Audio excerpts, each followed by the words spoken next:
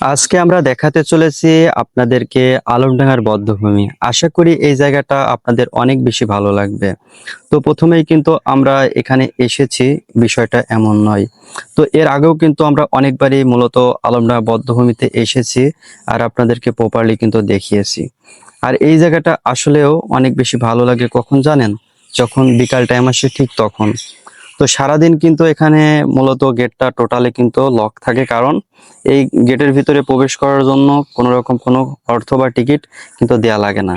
তো শুধুমাত্র এখানে 5টার পরেই এই গেটটা শুধু খোলা হয় সাধারণ মানুষের জন্য, যেখানে কিন্তু শুধু আমাদের আলমডাঙ্গার মানুষ আসে বিষয়টা কিন্তু এমন নয়। আলমডাঙ্গার বাইরেও অসংখ্য মানুষ থাকে যারা কিন্তু এখানে আসে শুধু এই জায়গাটা প্রপারলি উপভোগ করার জন্য।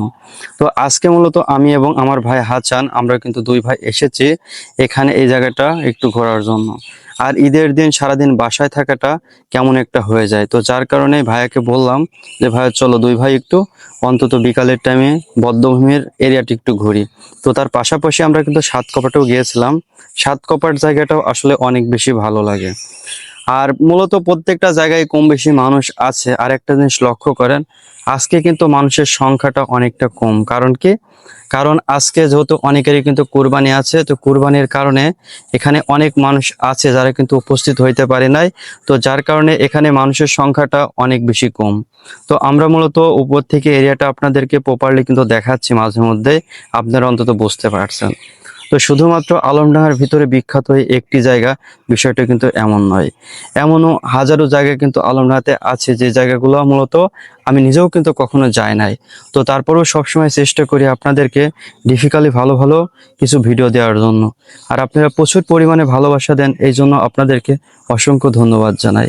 তো আমার এখানে আসার পরে একটা জিনিস শুধুমাত্র খারাপ লাগছে, সেটা হচ্ছে অনেক আপুরা আছে এবং ভাইরা আছে, তারা এখানে কিন্তু জুতা পায়ে দিয়ে উপরে উঠছিল। তো এই জিনিসটা আসলে কেন এখানে আছে, কি জন্য নির্মাণ করা হয়েছে, এটা অনেকেই কিন্তু জানেন না। আমরা একটা জিনিস জানি যে 1971 সালে অনেকেই কিন্তু দেশের জন্য এবং দেশের মানুষকে বাঁচানোর জন্য জীবন দিয়েছে। তো যার কারণে তাদের স্মরণেই মূলত এই বধ্যভূমির এরিয়াটা প্রপারলি কিন্তু তৈরি করা হয়েছে। তো আমরা কিন্তু প্রতিনিয়ত দেখি এখানে মানুষকে সম্মান করার জন্যই অসংখ্য মানুষ নিচে জুতা খুলে উপরে ওঠে আর কি।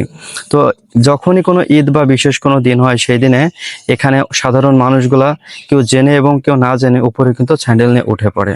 তো যার কারণে কিন্তু মাঝে মধ্যে অনেক বেশি খারাপ লাগে এই জায়গাটা। তো সবাই ভালো থাকবেন, সুস্থ থাকবেন। ভিডিওটি অনেক বেশি লং হয়ে গেল। আসসালামু আলাইকুম।